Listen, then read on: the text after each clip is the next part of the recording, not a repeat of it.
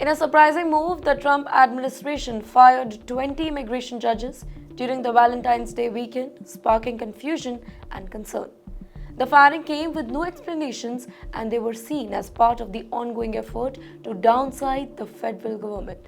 Let me tell you, according to a union official, Matthew Biggs, who represents federal workers, 13 of the judges had not even started their work yet, and 5 assistant chief immigration judges were dismissed without any warning.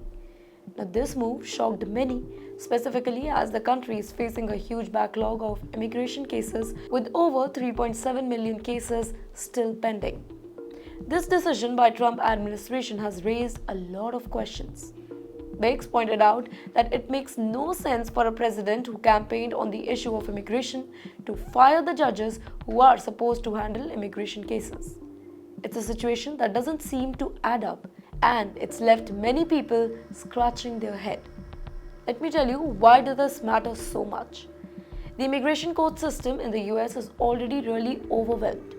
With millions of cases waiting to be reviewed, many people have to wait years before their cases are even being heard.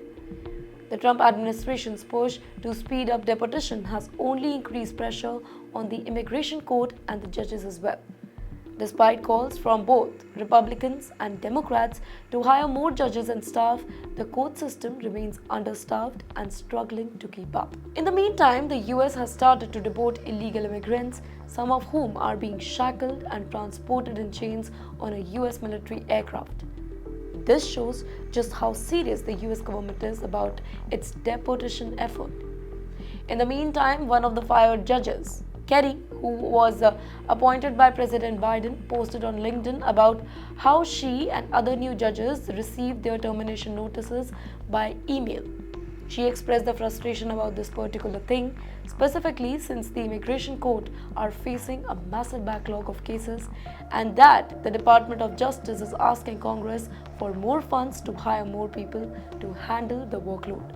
The changes does not stop there. Mary Cheng, the acting director of Executive Office for Immigration Review, has been replaced by another person whose name is Owen, who has introduced policy that contradicts those of Biden administration. These leadership changes are part of a bigger shift in how immigration policy are being handled in the United States. Over the weekend, a post on the official White House Instagram account went viral.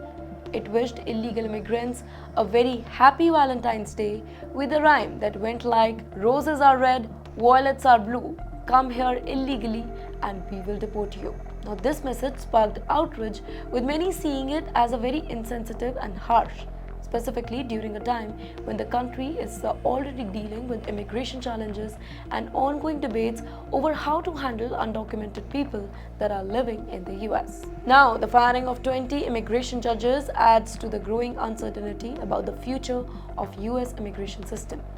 It raises questions about Trump administration's priority and what impact it will have on immigrant and their legal proceedings.